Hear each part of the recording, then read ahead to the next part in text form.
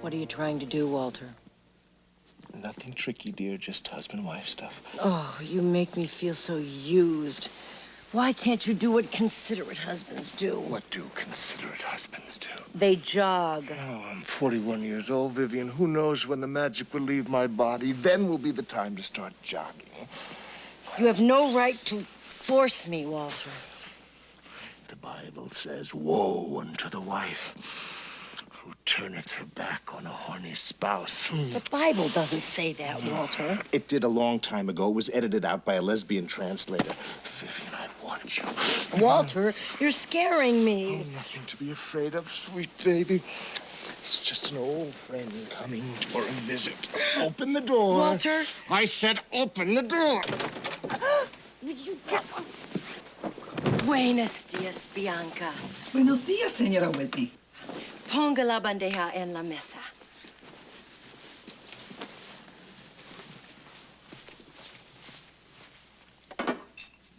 Gracias.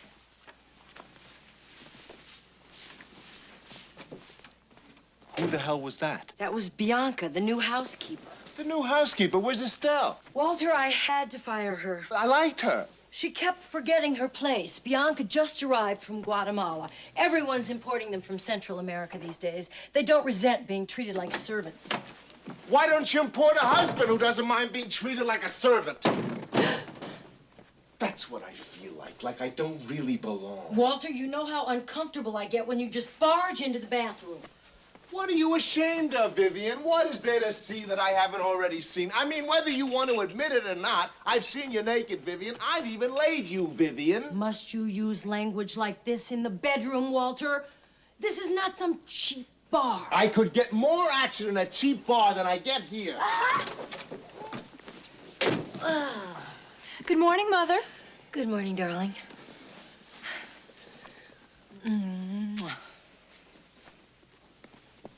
Morning, Walter. Marianne.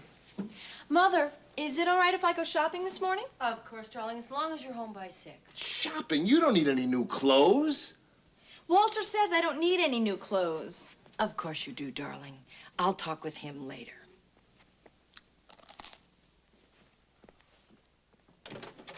You committed a moral crime this morning, Vivian! That's why we're having all this trouble in the country today. We're a nation of sex-starved, frustrated men, so we jog and vote for the death penalty. I was shocked, Walter.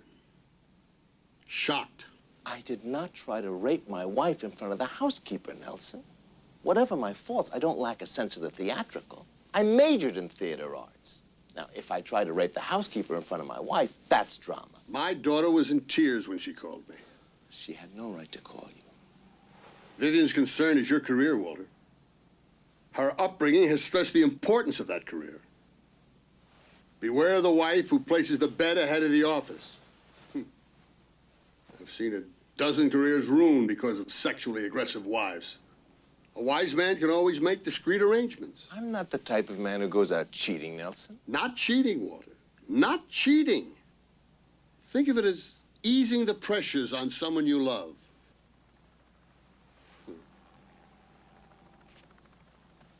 You're a lucky man, Walter.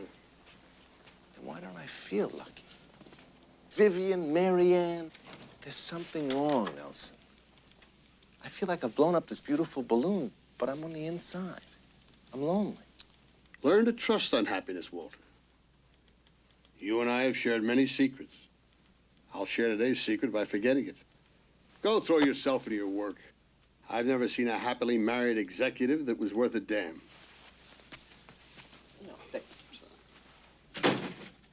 Hold on, please. I'll see if he's in. Oh, Mr. Whitney, there's a young man at reception who wants to see you, a Roger Porter. I don't know Roger Porter. Mr. Whitney, he says to tell you he's Lorraine Porter's son. Have him sent up.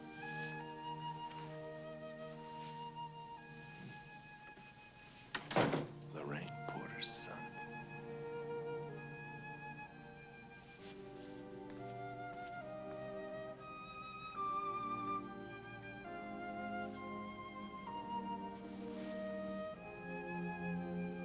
Lorraine.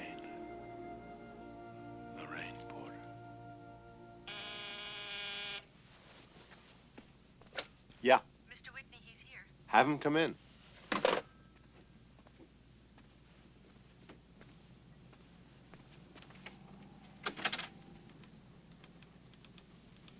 Lorraine Porter's son.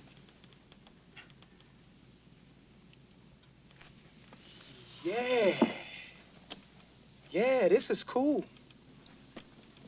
Nothing ratty-tatty about this place. And that's the way it should be up here where the hog is fat.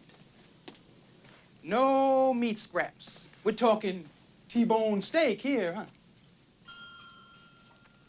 And man, you're it, huh? The big ace in the card deck. I'm sure glad our zodiac signs crossed. It's like my horoscope said. Capricorn, baby, consolidate your financial future today. Here I was thinking I was just another little poor black orphan boy going to freeze in the cold white world. Lorraine, your mother's dead? Gone. Oh, I can't tell you how sorry. I'm truly and deeply sorry. Uh-huh. She was a very special person. A dear friend. Uh-huh. What about your father? Oh, Mom never got married. You know how it is with us colored folks. We ain't much for marrying. What the hell kind of thing is that to say? You don't talk that way about your mother. Of course, not being married didn't make my mother less of a woman. It just made my father less of a man. I don't like you, Mr. Porter. I've tolerated your incredible display of bad manners because your mother and I were friends. Dear friends. Someone I knew very well. No, you lived with her, but you didn't know her. Come on, let's lay it on each other straight. Let's tell it like it was. I don't believe it. Lorraine was a lovely person. Intelligent, cultured. It's just too much of a shock for me to accept you as her son. Well, if that's too much of a shock for you, you're liable to go into a coma when you get behind this. Hi, Daddy.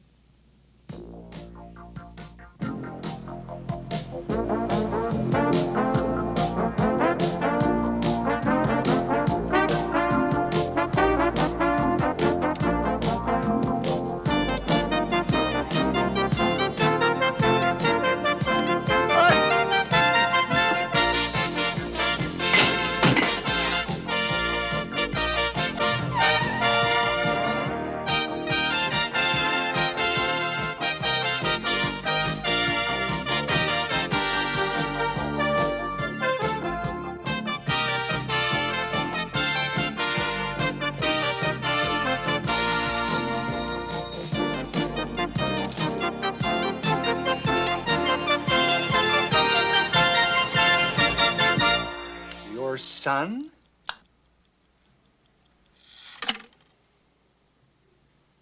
There's things about me I never told you, Victor. And you're my dearest friend. I guess that's how we keep our dearest friends. By only telling them the things that make us dear to them. You didn't know about Lorraine? Or about me changing my name? Changing your name? From Weisenthal to Whitney. Weisenthal. What sort of name is that? It's Jewish.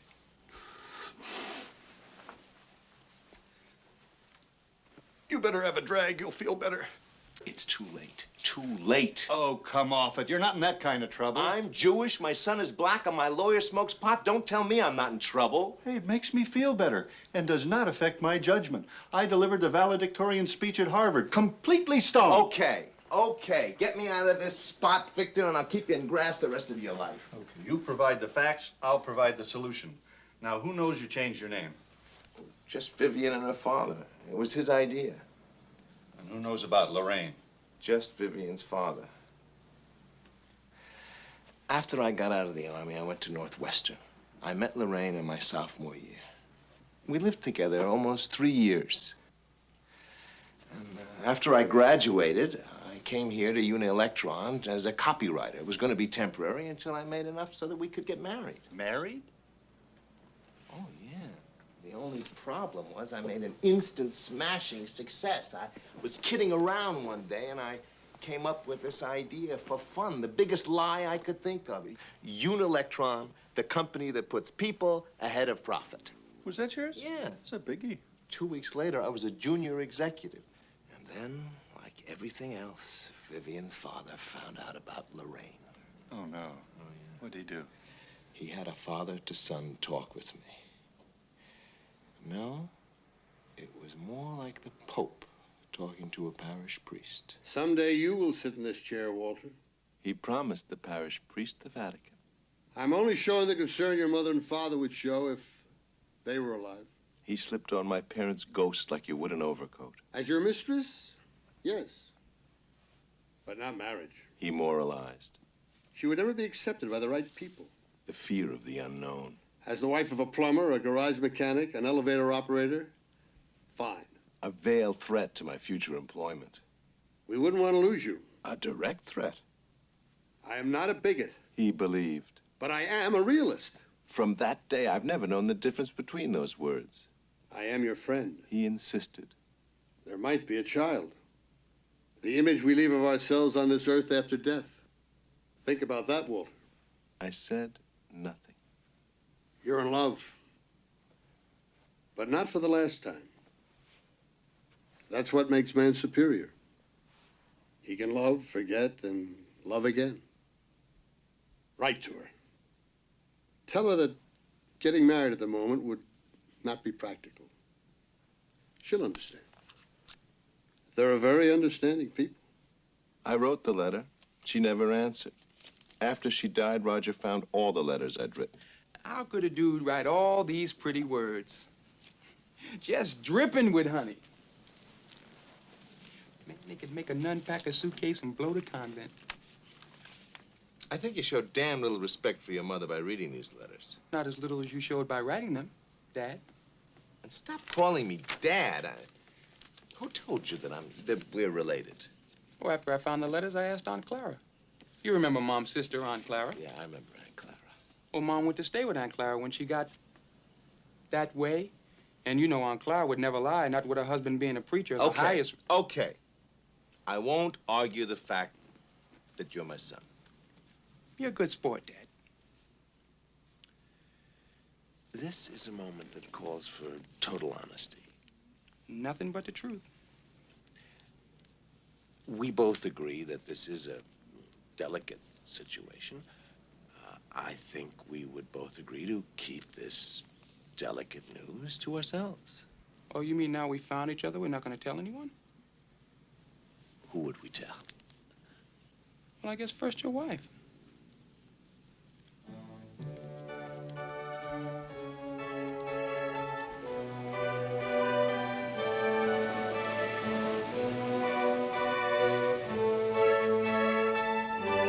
Stop following me. Isn't the son supposed to follow in his dad's footsteps? Why are we walking by the ocean anyhow? In case I decide to throw myself in. Or when do we go home and tell the family about me? Do you really expect to come and live with us? Are you ashamed of me, Dad? And stop calling me Dad. Or what am I supposed to call you? Well, I don't know. Whitey, Honky, Mr. Charlie, anything but not Dad. Not right now. Something I'm gonna have to get used to. Slowly, if ever. Good morning, Whitey. Hi there, Honky. No, that's no way for a boy to talk to his father. It sounds disrespectful. And whatever else I may feel, I respect you. Mr. Charlie. That has a certain dignity. Makes me still feel like your son. Flesh of your flesh, blood of your blood. Mistake of my mistakes. Oh, you'll feel different after you adopt me. Adopt you? Yeah, I'm 17. It's time I became legal. No way, no how. I know I'm not everything you want in a son. That's a keen observation. Hey, we'll become buddies. We'll go to games. We'll go fishing and hiking. We'll wrestle on the floor together. We'll become pals. You can teach me how to build a model airplane. I'll show you how to pick a lock. You take me to a Chamber of Commerce meeting, I take you to a Third World Liberation meeting. Why are you doing this to me, God? There's this boy who claims to be your son. He is my son. I think a judge is better qualified to make that decision. I can't deny it. Not because he's my son, but because Lorraine was his mother. You know, I loved her, but I really can't remember what she looked like. We used to laugh a lot, but I can't remember what about. There were so many moments. It was so long ago. Oh, God. To be young again with a lover that says yes. Well, unfortunately, you're in San Marino with a wife who says no. Now, you may not love Vivian, but a husband does owe his wife some loyalty. Well, what does a father owe his son? Oh, you know what I mean. Vivian, my wife, all those women. They're social animals whose jungle ends at the city limits. Now, you want to toss those tigers this kind of raw meat? That's it. That's the answer. They're animals. Don't appeal to their intellect, appeal to their instinct. Their instinct is to kill. Their basic instinct is to kill. What about their baser instincts? Envy, ego, false pride. What are you talking about? Let Vivian adopt without ever knowing. Let it be her victory, not my defeat. Take in a colored orphan for the summer? It's an experimental program to show underprivileged kids a better way of life. But if they see a better way of life, they're going to want it permanently. Oh, why give them false hope? It seems so cruel. No more cruel than busing, and you accepted that? Only because it didn't affect Mary Ann. Oh, Walter, why us? Why must you get us involved in something like this? We owe it to them, Vivian. When will we stop owing? They already have welfare, low-rent housing, special job programs, and 4 of their own television series. When will we stop owing and be even? Vivian is just for the summer vacation. We'll be the only family in San Marino to have one. That's what disturbs me. Disturbs you? Cynthia Robbins will be so green with envy, she'll probably go out and adopt one. That's true, isn't it? What about Gloria Pitcairn and Elizabeth Webner? You think they'll let you and Cynthia get a step ahead of them? Even if they all go out and adopt colored orphans for the summer, it won't diminish the fact that you did it first. Like the heart transplant. No matter how many doctors do it afterwards, it's always Dr. Christian Barnard who will take the credit. You'll be the Christian Barnard of compassion. You can even start an organization, call it Human Transplant, to take people with no hope and give them new life. Human transplant. Ah. I'll bring him over, and you can see for yourself what a fine boy he is. He could sleep in your workshop in the garage until we decide. Well, just in case it doesn't work out. Good idea. It's easier to ask someone to leave your garage than it is your home.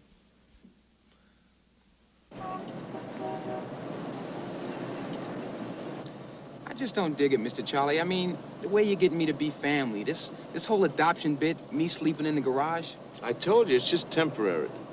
Well, it just don't seem right, making believe I'm an orphan. You are an orphan. No, I ain't. I got a daddy. Don't I, Mr. Charlie? Get your feet off the seat. This is a Rolls Royce, not a bus. Hey, will I get the rolls when you die? It belongs to the company. It'll probably go to Mary Ann.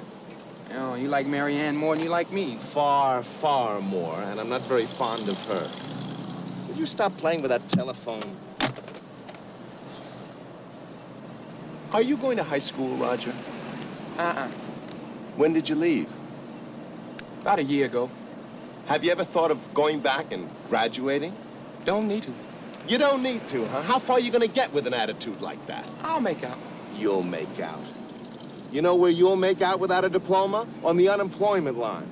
I mean, outside of waiting for me to die, you have no future. Stop playing with the glove compartment. You belong to a golf club, don't you? What about my golf club? Well, I can join it, can't I? Only as a caddy. Oh, you mean they don't have no black members? None. Makes you proud, doesn't it, Mr. Charlie? What makes me proud? That the first black to join the club will be your son?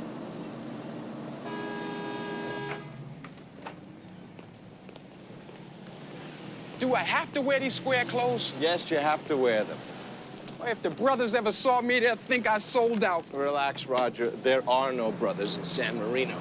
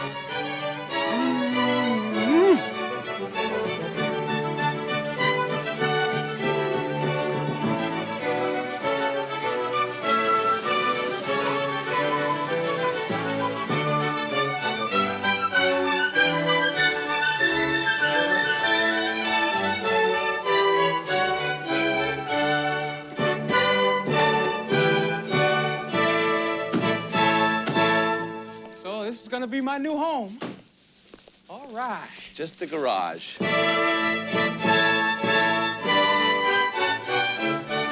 said just the garage. So this is Roger. Mr. Whitney has told me so much about you. Welcome to our home, Roger. Thank you, ma'am. It's an honor. My, what a fine-looking boy. You were right, Walter. I was worried over nothing. You're just in time for dinner. Walter, will you tell Mary Ann that we're expecting her? Roger? We're having chicken for dinner. I just love chicken, ma'am. I know you do. I had Bianca prepare especially for you. We want you to enjoy your stay with us, Roger. Thank you, ma'am. You don't have to call me ma'am. Just Mrs. Whitney. Mrs. Whitney? Thank you.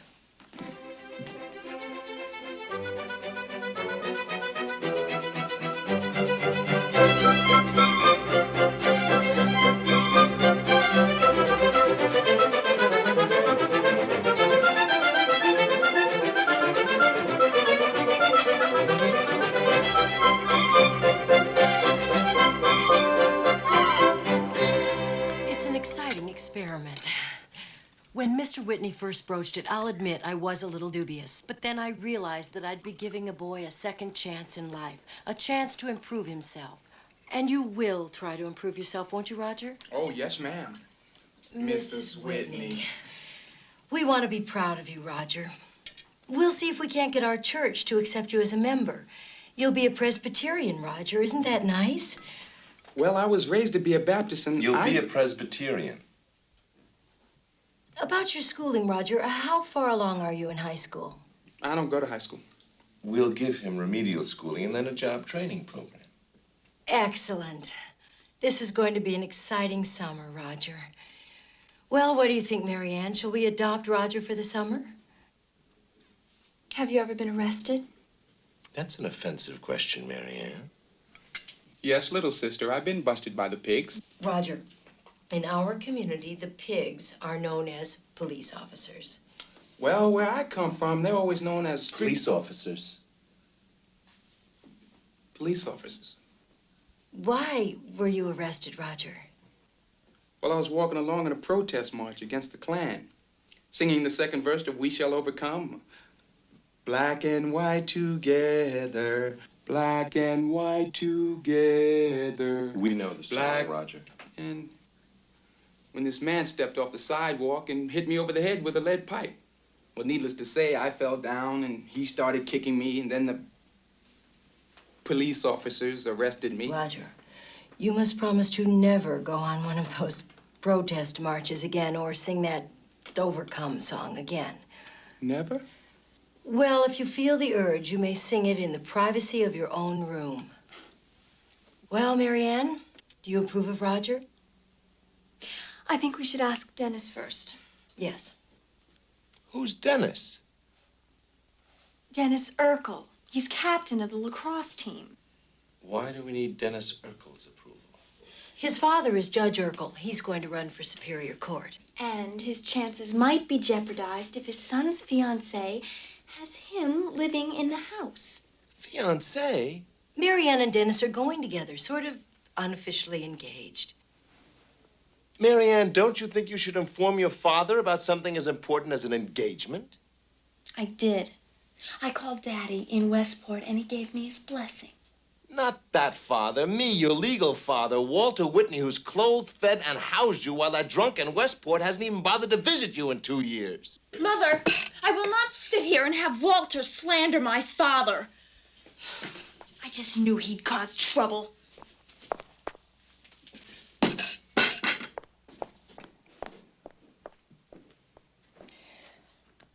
We are all a bit upset. I think perhaps it's best we wait until morning before taking a vote. Vote? What vote? On whether to take Roger into our home. We discussed all that, Walter. I never agreed to a vote. It's our decision, just yours and mine. Please, Walter, I don't want to argue the point. I didn't take a vote when I adopted Marianne. She is my natural child. It was the only decent thing to do. By that logic, if he were my natural son, I'd have every right to expect you, my wife, to accept him. Don't make ludicrous parallels, Walter. No, I mean it, Vivian. If Roger were my son, you'd accept him? Yes, Walter, if he were your son, of course. All right, Vivian. I will let you be as good as your word. Roger is my son. I don't find that very amusing, Walter. Neither do I, but it happens to be a fact. That can't be. He's, And so was his mother. This is really your son? Yes. Your natural son? Yes. Oh, my God. And to think I was going to let him live here. You promised to accept him just as I accepted your child. You tricked me. Vivian, Don't listen. touch me, Walter. Don't ever touch me again. You're getting hysterical. God will never forgive you for having a black child. How do you know, Vivian? Maybe he'll be pleased. Maybe God is black. You will burn in hell for saying that, Walter. Deep in my heart, I do believe. Will you stop singing that song? We shall overcome someday. Mr. Charlie, I got a feeling you better start learning the words.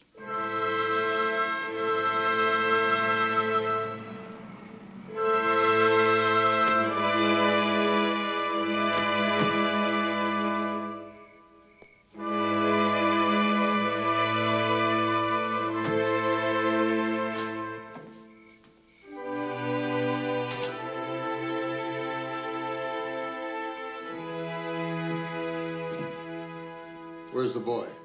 In the garage.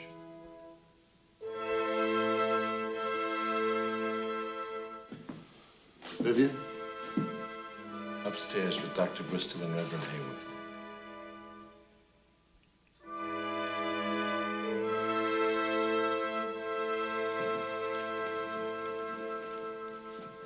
How is she? She's under sedation. Reverend Hayworth is praying with her.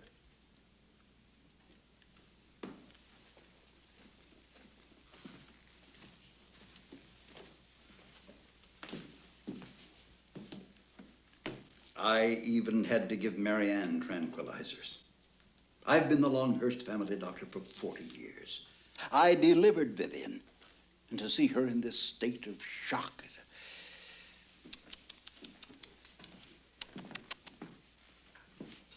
You must be a sadist to flaunt a black son in front of her. I didn't flaunt him. And he's not black. He's what interior decorators call hickory bronze.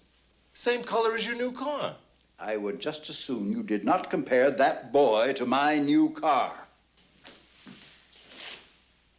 I no longer consider myself your personal physician, and I would advise you not to get sick in San Marino, Mr. Whitney.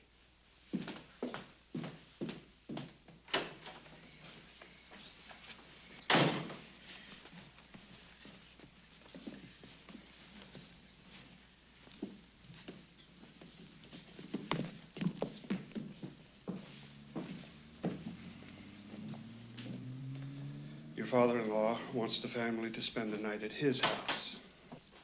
I don't see God's book around, Walter. I'm sorry. Sorry is for those seeking forgiveness. Are you seeking forgiveness, Walter? Forgiveness for what, Reverend? Vivian said you told her that God is black. I simply posed it as a possibility. We don't speculate on God's color, Walter. If you ever want Vivian to speak to you again, go upstairs and tell her that God is white. But we're really not sure. I mean, the Hindus don't believe it, the Muslims, the Buddhists. God is white. It's simple logic. His son is white. That's not proof. I'm white, my son is black. I'll pray for you, Walter.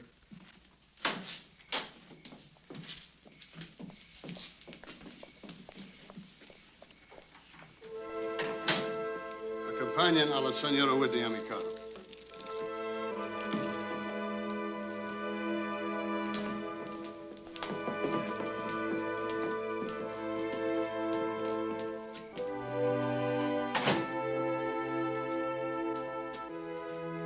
Walter, this is the most critical night of your life.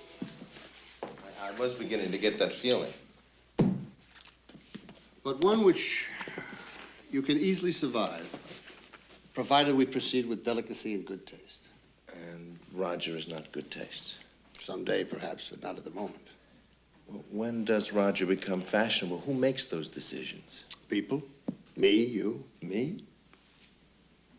Have I been wrong all these years in interpreting your silence as approval? It's human. People lean any way the wind blows. The wind blows white, not black. Blows Whitney, not Weisenthal. You must not legally recognize the boy. As long as he is considered illegitimate, society is not threatened. Someday the torch of leadership, of power, will be passed to you. You must feel confident that when your turn comes to pass on the torch, you won't put it in the hands of someone who would burn down the country with it. Pass on the torch to him? I don't think of Roger as my future. I even resent his being here. But I have a serious problem, Nelson. A flaw in my character. I don't have the sense of commitment or strength or courage to look at him and say, go away, it never happened.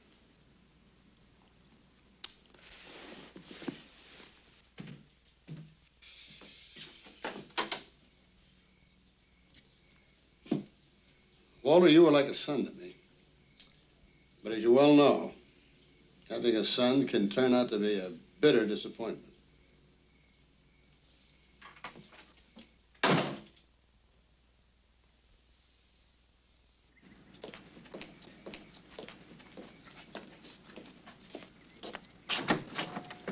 Mr. Charlie, hey, where you going?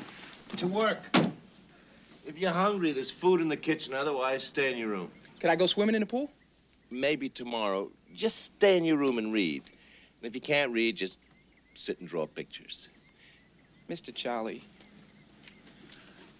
I want you to know that no matter what happens, I'm behind you. 100%. You can even rub my head for good luck. I don't believe in superstitious myths. Oh, there's no myth about black people changing your luck. Well, you only met me yesterday, and already your luck has changed, hasn't it? I never thought of it like that.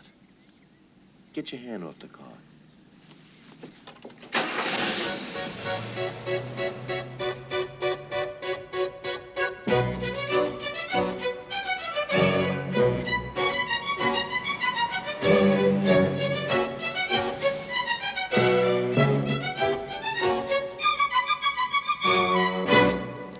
Sorry, Mr. Whitney, we can't let you in.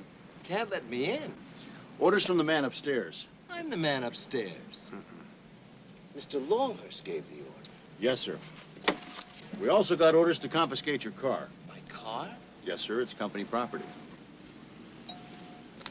This is outrageous. Hello. I'd like to call my secretary.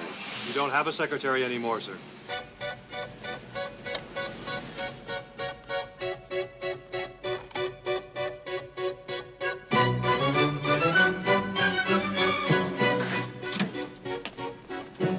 Wardlow, Executive Security. May I have your credit cards? My credit card? Article 7 of your company contract. Unilectron shall reserve the right to revoke all issued credit cards at any time. May I have your credit cards, please?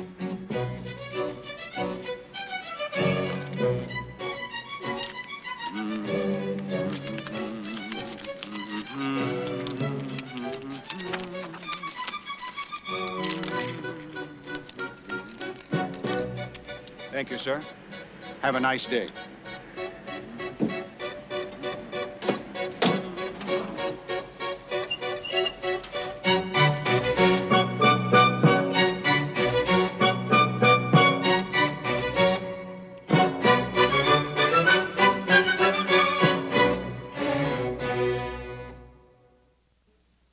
And then he took out these scissors and cut me in half. You don't know what it's like to see yourself lying there on the ground. Roger, Mr. Charlie, has anyone been around this morning? Man, if I've been trying to reach you. Well, I called your office and they said you didn't even work there anymore. As soon as you left, the whole family came back. Cops, moving men, and everything. It's a wild scene, Mr. Charlie. All your suitcases are on the lawn. They're putting my suitcases on the lawn? Not putting them, throwing them. What about my golf clubs? My fishing gear, my dobro? What's a dobro? It's like a guitar. Yeah, well, they just threw that on the lawn, too. I got a feeling you ain't welcome around here anymore, Mr. Charlie. All right, now listen. Call a cab, put everything in it, and come down here to my lawyer. 242 Comstock. Got that? 242 Comstock. She's throwing my things out of the house. Yes, I know. I advised you to do so. Your dossier, Walter. Tax returns, bank statements, investments, insurance.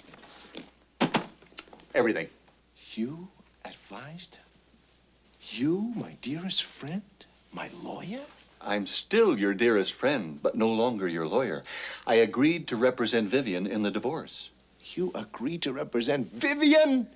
Oh, damn it, Walter. Do you think I like doing this? You sold out. I'm recommending an attorney, Bob Garvey. Because of the uniqueness of the case, I think he's eminently qualified to represent you. I don't object to him recommending you, Mr. Garvey. I object to the reason why he recommended you. They're not going to get away with this. I'm going to fight. Fight, Mr. Whitney? Fight with what? Money. I've got money. Oh, you mean you have other funds that aren't listed here? Of course not. Everything I have is in there. Where is the boy now? Downstairs, waiting in the cab. Is the meter running? I mean, with a financial statement like this, I'd watch every nickel. Well, there must be some mistake, some misprint. Well, your salary has gone into a stock option plan, which is in Vivian's name. There's a trust fund, which is in Mary Ann's name. Your bank account is in Vivian's name. Man, you don't even have a checking account. But I didn't need checks. I had credit cards.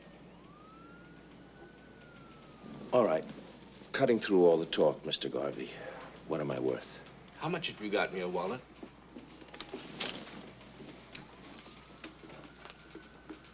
$68. You mean that's it? That's it, baby. I'm worth $68. I know it's a very old cliche, Mr. Whitney, but you still got your health. $68, who wants it? Well, until we get them into court, you can always collect unemployment. I can't, not unemployment. That's what they want to do, break me. Well, I'm not going to give them the satisfaction. They're never going to make me crawl, never. And stop smiling. Even you're beginning to irritate me. I'm sorry, I didn't mean that. Oh, you don't have to apologize. Social menopause is a very difficult time for a man. Social menopause? Yes, you're going through a change of color, Mr. Whitney. You don't want to play the game as a white man, so they're going to let you watch it as a black man.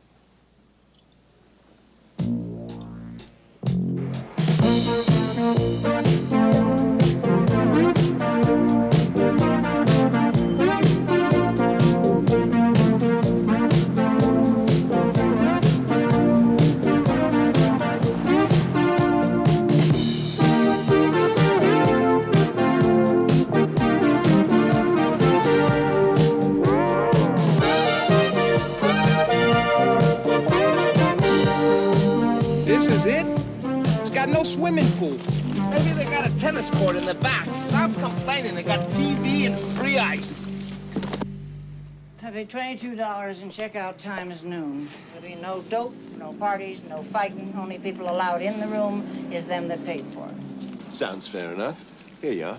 Okay, room 13.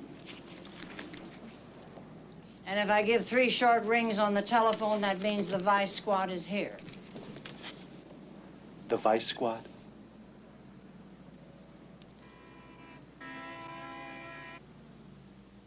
He happens to be my son. I've heard them all, mister, but that's cute. Hey, Daisy, fell out here, so wait till I tell you.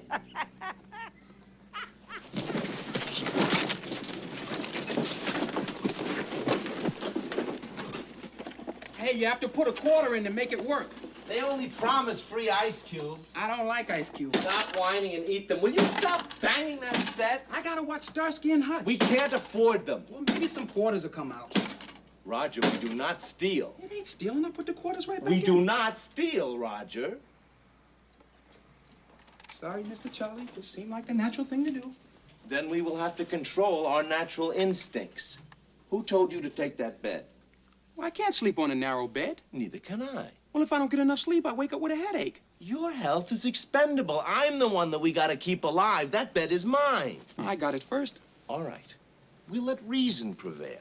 We'll split the room in half. The space between the beds shall be the dividing line. Each man's half shall be his, where he can do as he pleases, and into which the other cannot cross without permission. Call it. Heads.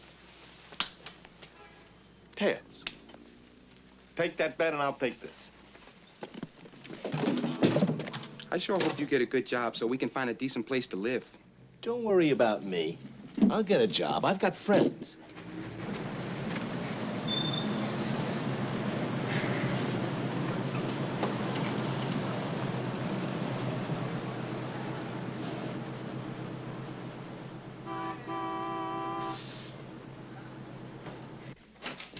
Hey, Walter, come in. Come in.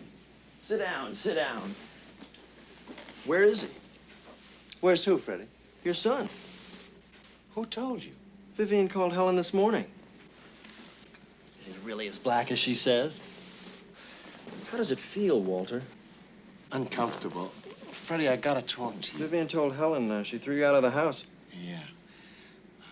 Look, I've got a favor to ask you. Where are you and your son staying? In a motel. Freddie, I'm not with Unilectron anymore. Vivian told Helen they took your Rolls Royce away. Freddie, I need a job. Nelson called the old man this morning, Walter. No chance, huh? Your name is shit around here.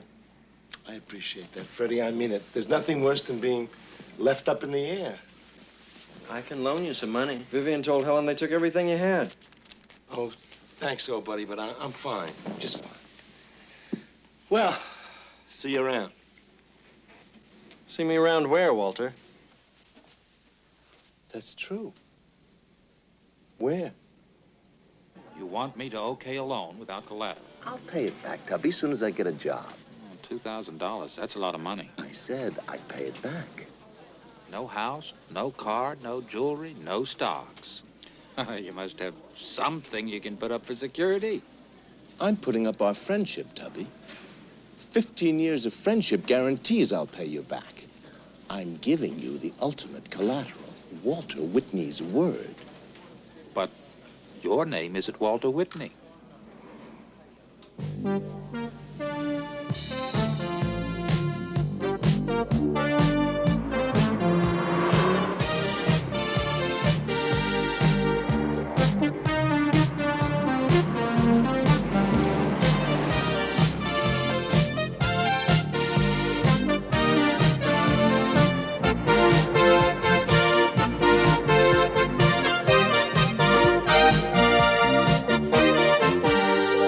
$7.65 for food, 25 cents for the paper, bus fares, phone calls, lunch, $22 for the room. We're down to 30 bucks. $22 again for the room tomorrow, phone calls, buses, and it's kaput. Eat, enjoy. This may become known as the second last supper. What's this? Cream cheese, bagel, and lox. Oh, what's lox? Smoked fish. I don't dig smoked fish. Shut up and eat it. It's soul food. This is soul food? To my group, yes. You know, you're not the only people who have soul. That sandwich is the result of 6,000 years of suffering. I don't understand. Don't understand what? Well, if you're that loyal to a sandwich, how come you changed your last name? None of your business, Roger. Well, being that your name is my name, too, I just wanted to know what I should call myself. I mean, after you make me legal, will I still be Roger Porter? Whatever makes you happy. Roger Whitney. Yeah, that's style. Sounds like I belong.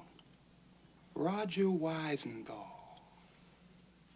Nah, don't feel right. I could just see everybody saying you don't look like no Weisenthal. Hey, where you going? Out. You coming back? Unless I get hit by a car or struck down by lightning. But knowing my luck, I'll be back. Here we go. That's it. A good shot. Throw your ball. You cut underneath the basket. I'll press to you. There you go. Go. No. Okay, Dad. Try one more. I'll get it. Here, throw it here. What? Cut underneath the basket. Okay, right now? Okay, here you go. Okay. There you go. Okay. Here, I'm gonna throw it. I'm going down in the corner and cut down here. You want me to throw it to you then? You Yeah. shoot it? I'll get it, Dad. Don't worry about it. It's all right. I'll get it. Oh.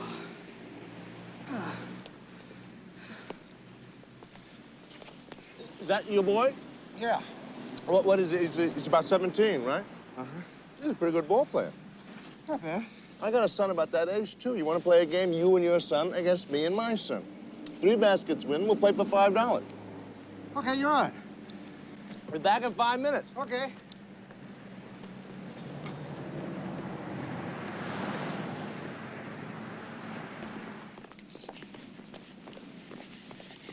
Hey, where are we going?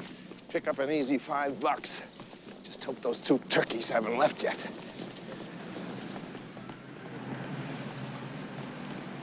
Okay, first team scores 3 baskets, wins $5. Hey, wait a minute. It's supposed to be my son against your son.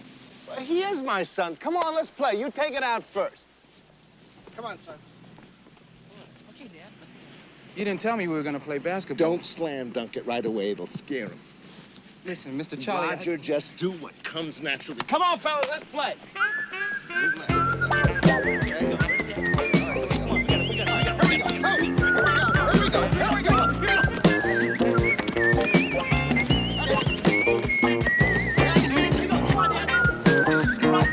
Come on, Roger, stop kidding around.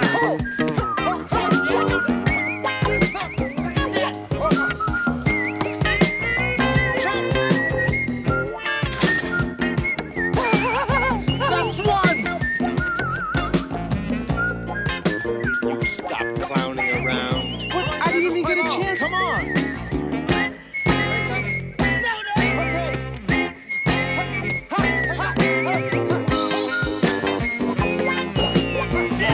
son?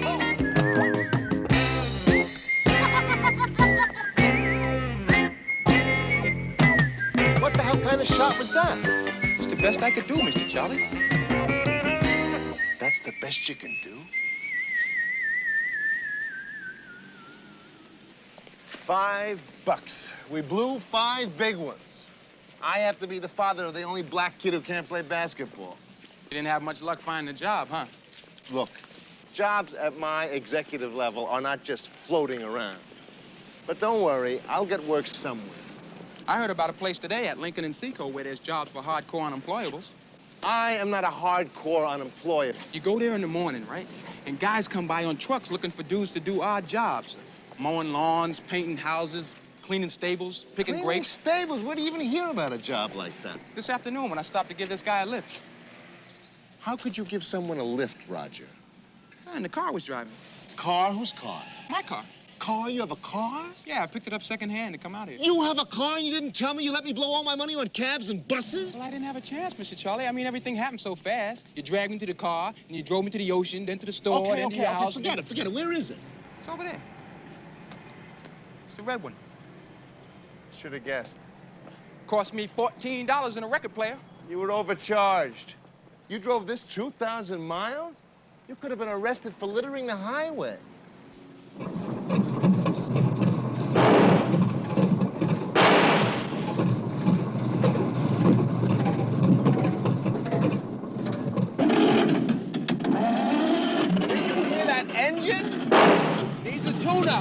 It's a menace! Leaves walking. No, it doesn't.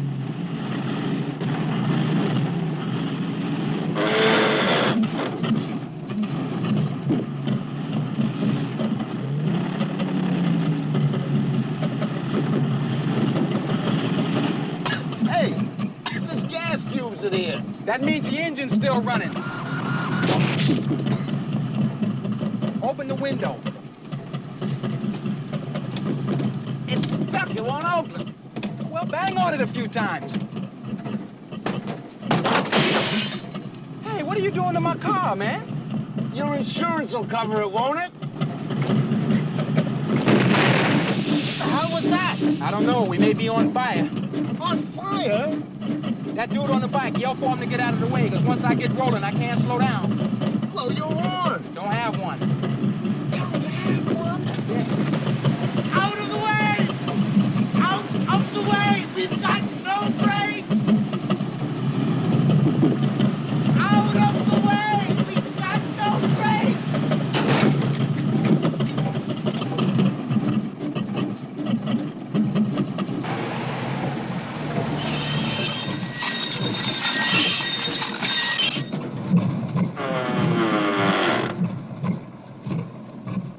Good morning, officer. Get the hell out of here.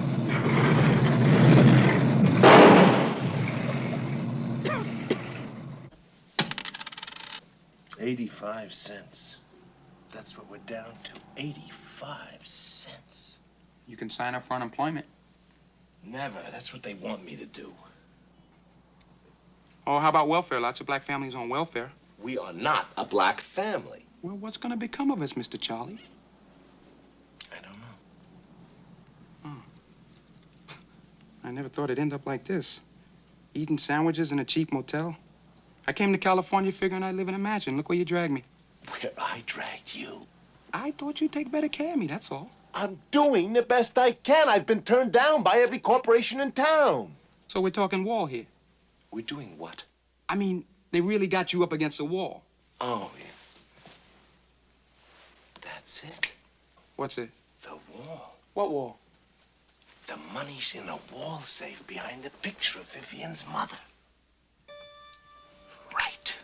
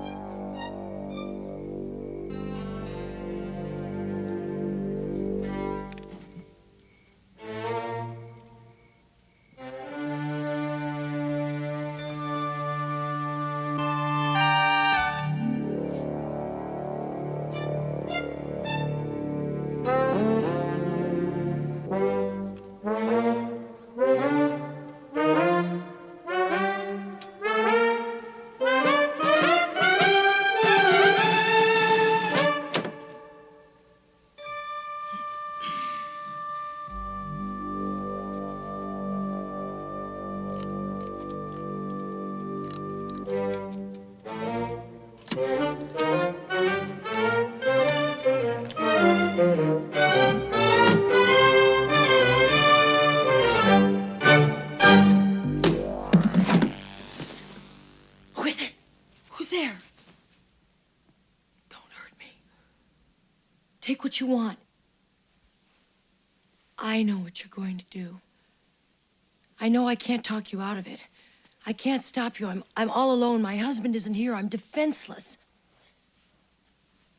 All right. Go ahead. Do what you're going to do and leave. Just go ahead and get it over with.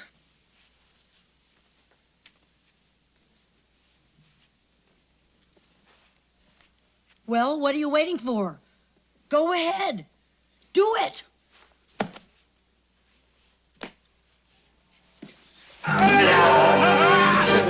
17 years of marriage, and the only memorable night with my wife was the night I came in as a burglar. She was like a wild woman. And you know, if she'd have known it was me, she would have gotten a headache. Roger, Mr. Charlie. Roger, remember that place you mentioned? The place for the hardcore unemployables. Yeah, it's on the corner of Lincoln and Seco. But it's not that easy to get a job there either. I mean, there's lots of competition. Stop worrying. I can hold my own with any misfit.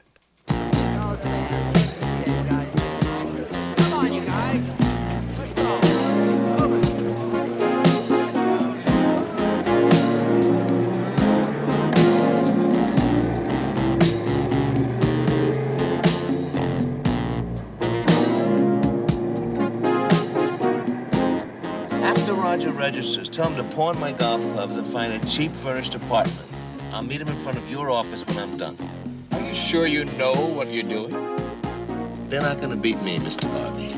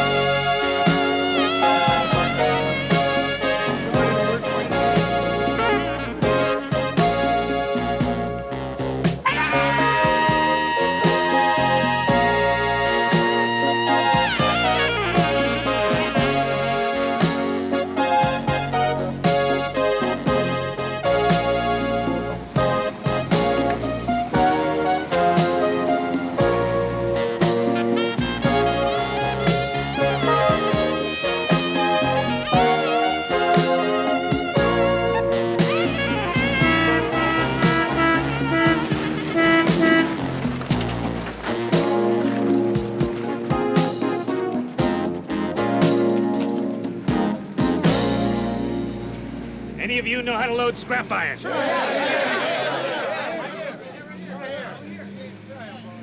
All right, you in the blue cap, across to the white cap. Hop in the back of the truck.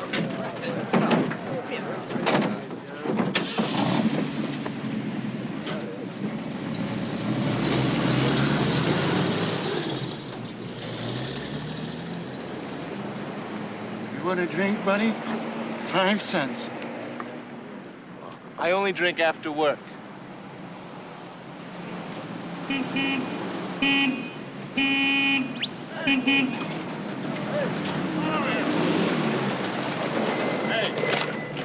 Any of you turkeys ever work in a rock quarry? Yeah? All right, get on.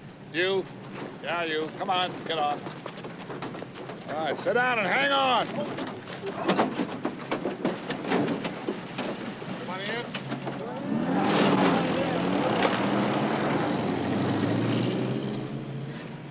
It's just you and me, buddy.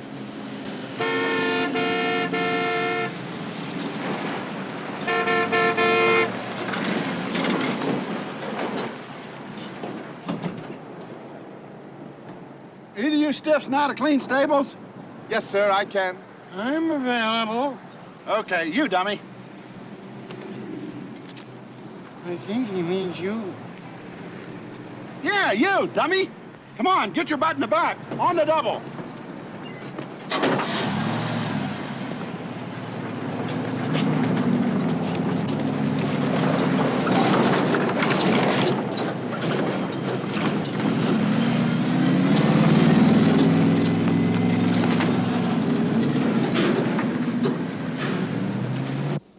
You shovel each and every one of these real clean.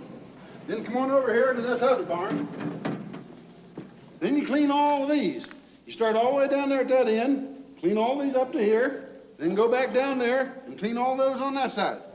You load it all on this wheelbarrow here, clear up to the top. Now you got that? Come on then. Come on.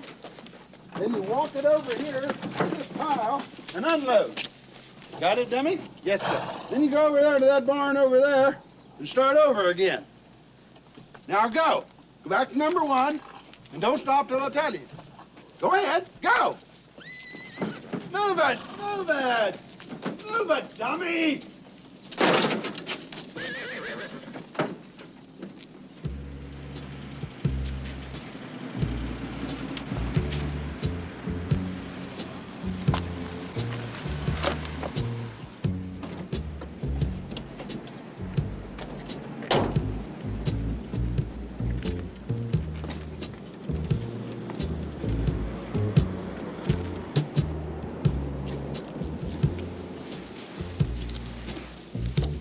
Two stalls. You're okay, dummy.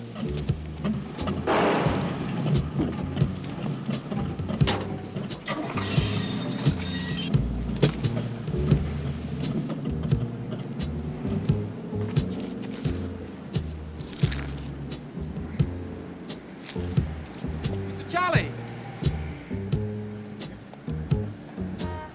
Mr. Charlie? I went to wait for you down at Mr. Garvey's office, but when you didn't show up, I came here.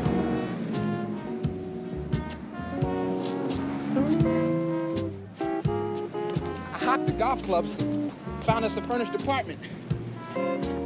Wasn't easy, but I found one.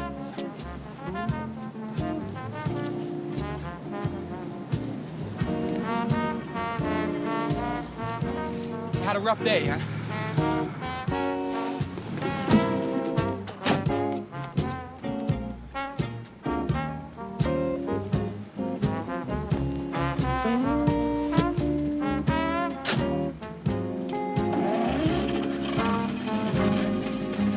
Once I lived the life of a millionaire, spending my money, I didn't care. Carried my friends out for a good time. What good like liquor, champagne and wine. When I began to fall so low, nobody wants me round that door. If I ever get my hands on a dollar again, I'm gonna hold on to it till them Holy Ghost scream. Nobody knows you when you down and out. In my pocket, not one penny, and my friends I haven't any. If ever I get on my feet again, then I'll find my long lost friend. It's mighty strange, without a doubt. No man can use you when you're down and out. I mean, when you're down and out. Where are we, Roger? Watts, Mr. Charlie. Watts? What are we doing in Watts? Well, it's not the fanciest apartment, but at least it's home. This is home? This is home.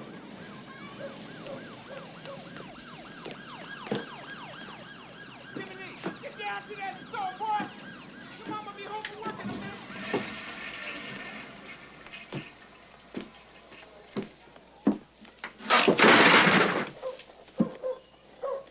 Hope we don't have to pay for that. I don't mind living in Watts, but do we have to live in the poor section? The lock sometimes gets stuck. Which in a way is good, because you can hear anyone trying to break in. Who'd want to break in? This is a furnished apartment. This is terrible. Terrible. Oh?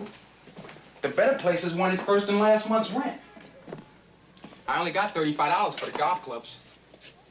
$35? That was a complete set of McGregor clubs.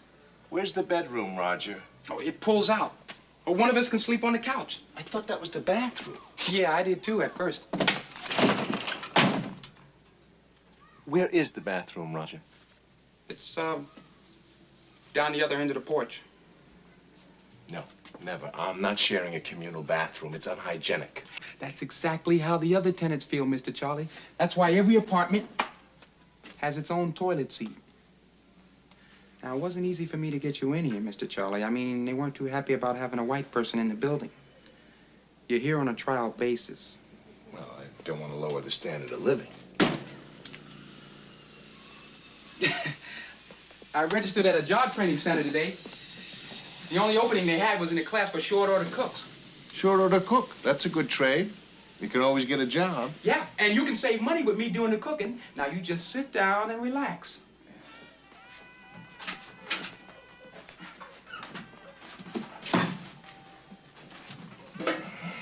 Ah! What? I can feel the springs.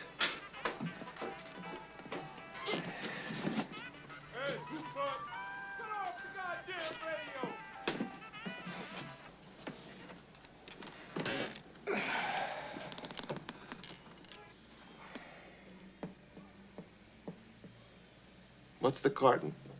Just something I brought from home. What's in it? Just a lot of stuff that must belong to you. To me? Yeah, I found it in my mom's closet after she died.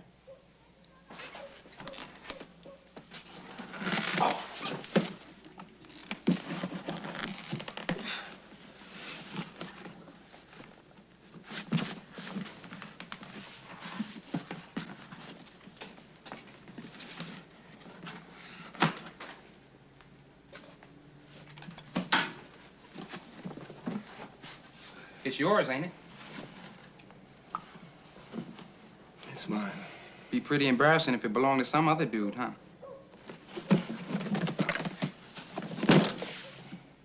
Mom was great for saving things. I mean, if a bird left some crumbs on a windowsill, she'd leave them there like she expected the bird to come back or something. I mean, it never entered her mind that the bird had forgotten where she lived. Hey, it's like Cinderella. You know, like the slipper fit and you were once the prince, but it's midnight and it's too late and the prince has turned back into a pumpkin. Aside from mangling a beautiful fairy tale, the reason the slipper doesn't fit is that the prince's feet are swollen from shoveling horse manure all day, so he can support the pretender to the throne. I cleaned 32 stables. I've been following the horses all day, picking up the pieces of my life. In a couple of weeks, you're gonna have a trade. You'll get a job. And then each of us goes his own way. Until that time, I'll shovel it. I'll live in it. But I won't take it.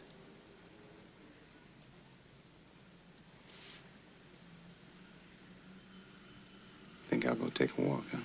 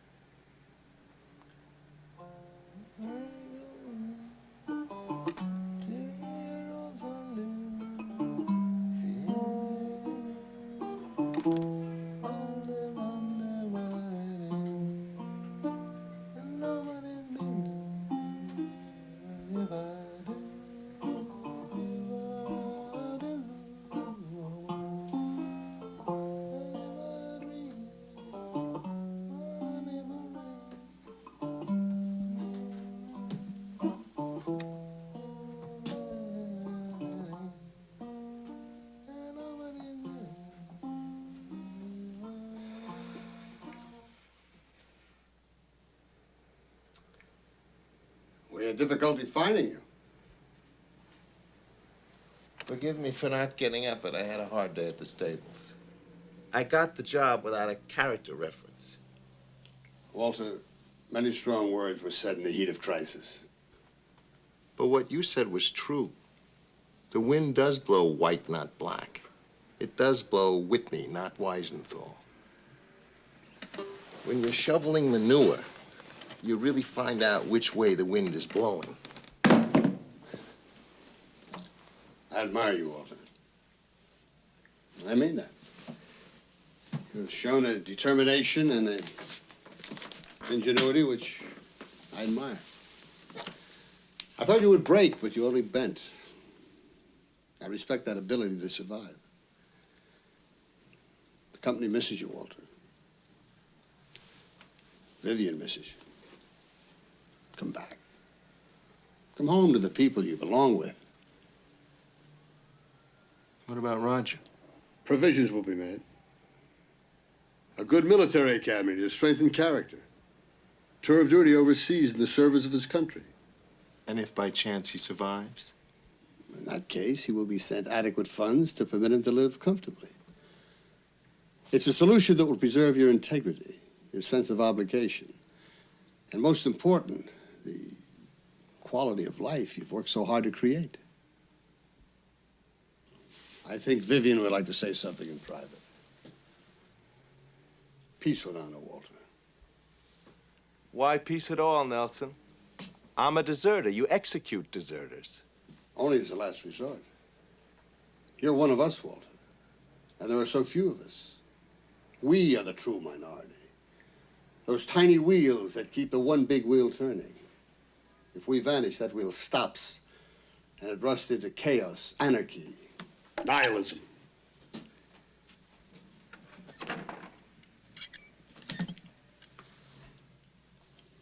All power to the people. They had it once. It was called the Stone Age. I had a long talk with Mary Ann, Walter, and she's agreed to call you father. Oh, Walter, I know that I have, on occasion, failed you as a woman. But I assure you, I am a woman capable of great warmth and passion. But only for burglars. Oh, Walter, I knew that was you all along. Come home, Walter.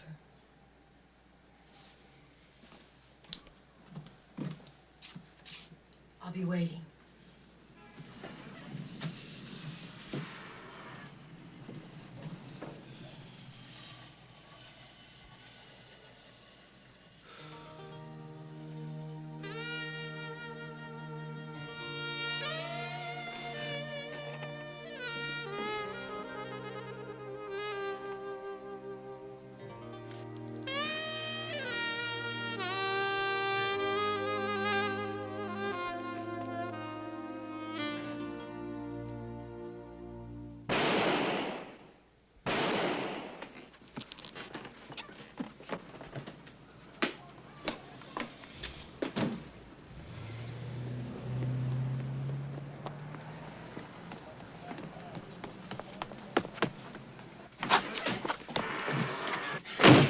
You're after me, Mr. Charlie. What'd you do? What did I do? Nothing. I'm just walking down the street, right? These dudes come up, break a store window, grab some stuff, and took off. Yeah? Well, the police pulled up, and I started running. Innocent people don't run from the police. Yeah, maybe not in San Marino, Mr. Charlie. They were probably just trying to find out what happened. Yeah, but when a cop yells, "Freeze your ass, nigga," he's made up his mind what happened. Open up, police. Help me, Mr. Charlie. The bed. Quick, hide in here. You'll find me in there. No, they won't do as I say. Why? Because I'm your father and I say so.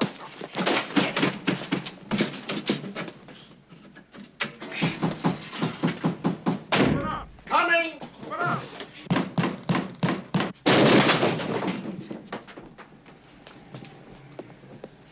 Shove off, pigs!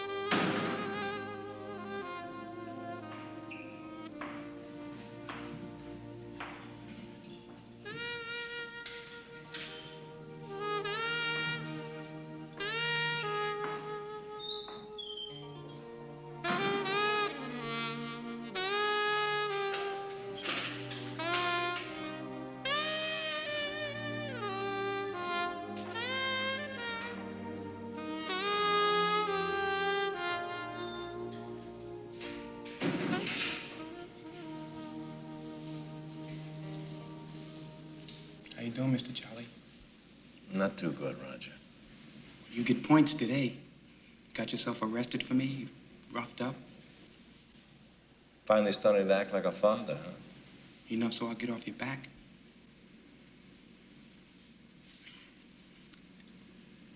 I didn't want anything from you, Mr. Charlie. No adoption, no trust fund, nothing. I just came out here because every kid wants to see what his dad is like. I didn't want you to like me because I was your son. I wanted you to respect me because I was Mom's son. But I looked in your eyes and you didn't see Mom. You saw black. And Mom deserved better than that. You owed her more than that. I looked at you in that big office and I kind of went crazy inside. I said to myself, this is the man who broke Mama's heart. The man she spent her whole life loving and waiting for. And she died loving you, Mr. Charlie. I think you ought to know that. You walked away from a great lady. There's no woman in the world could love a man more than she loved you, Mr. Charlie. She'd have made you happy. She knew how to make people happy. I wanted to hurt you like you hurt Mom. I wanted to insult you so bad that you'd get angry and take a swing at me, then I'd have an excuse for punching you out. Isn't that terrible? A son wanting to hit his own father. And I was glad when things went wrong for you. But then I realized no matter how much bad happened to you, that couldn't make any good happen to Mama. She's dead, Mr. Charlie.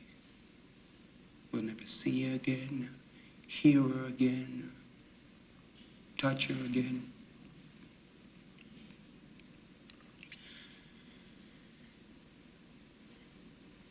She deserved a better life. You should have given her a better life.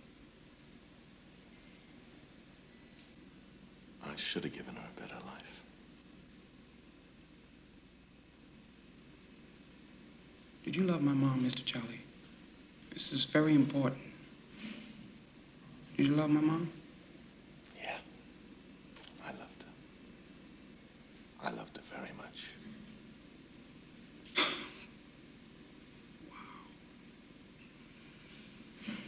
Black and white together. It's a lot to overcome.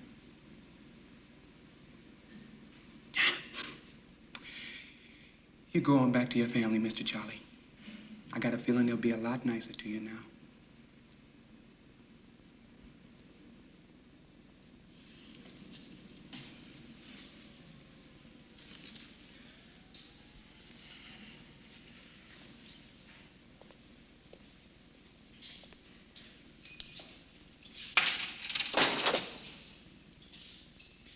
Well, you're really not a bad guy.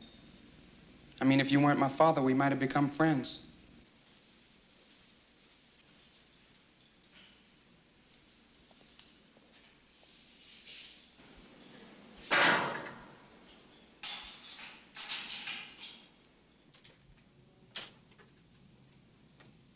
Walter.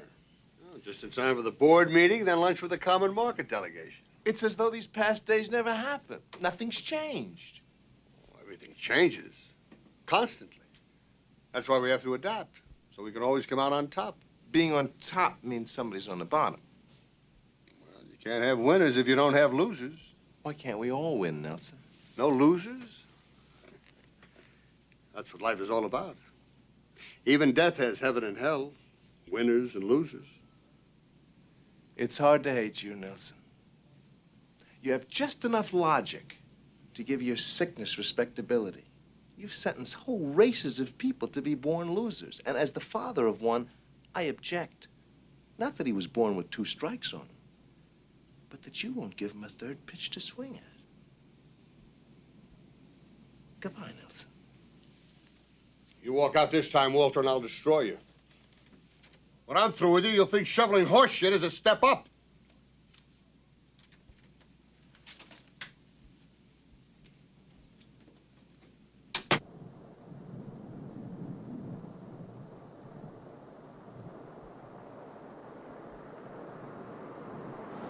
I just don't understand. Why is he going back there? He was going to learn a trade here. What's he going to do back there? Well, the new college semester starts in a couple of weeks. Well, what's that got to do with him? He said he left high school when he was 16. That's when he graduated, Mr. Whitney. Graduated? graduated? He made me promise not to tell you. He goes to college? Roger received a scholarship from Northwestern. That's where I went. He's in his second year of pre-med. He was right, Mr. Garvey. I looked at him and I saw black. I didn't see Lorraine, what she was, what she would have brought up our son to be. I looked at him and I didn't see a college student. I saw a high school dropout. I didn't see a doctor. I saw a short order cook. Look, there he is.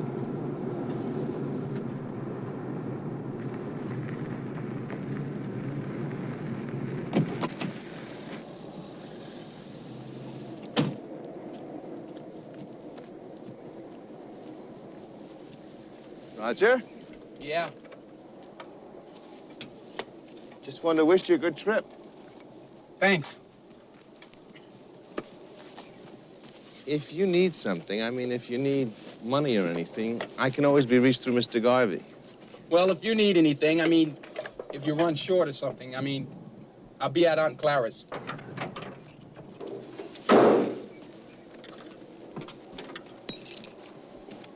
Well, have a good trip, Roger. So long, Mr. Charlie. You know, Mr. Charlie doesn't sound right, not when you're saying goodbye.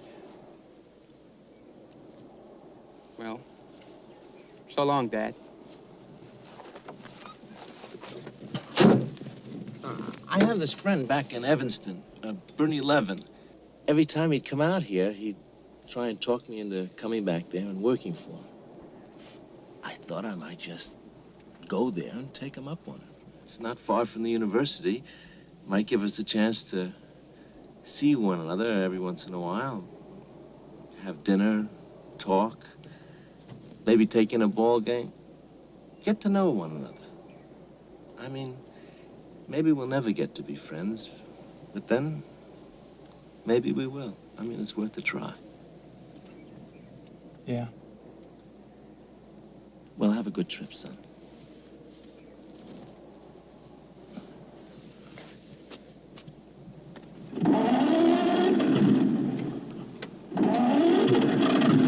Hey, listen. If I'm gonna go back there, I might as well start now. Wouldn't hurt to have someone along. I'm a pretty good mechanic. Good idea.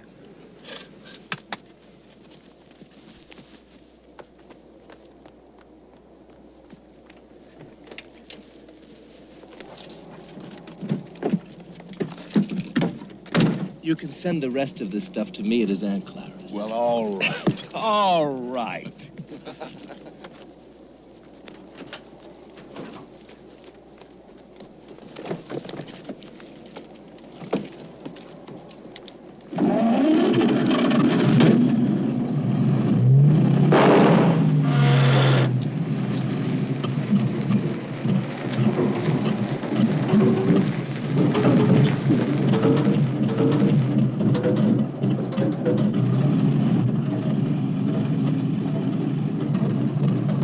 Hey, I almost forgot.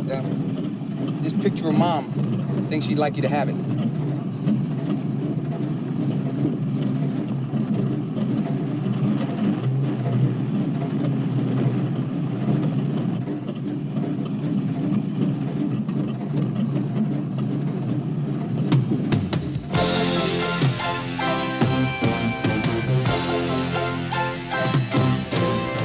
Let's take the long way home, the long way home. We'll let them believe they've lost us. Time off to talk and dream, the flow of steam. Believing the dream comes true. There's hope in a new beginning. I say the hell with the past. Keep nothing but love between us. We'll take our time and save the best for the last. Closer.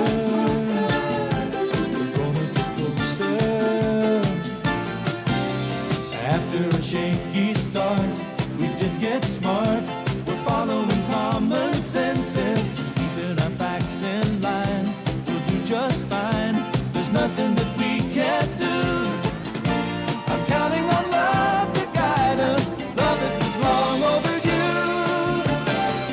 Street demons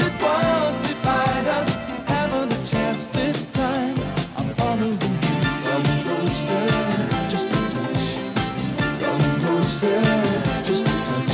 I'd be right every time if I could, but I'd rather be lucky and love than be good. Now I finally found you and I'm following through, and I'm gonna get closer to you.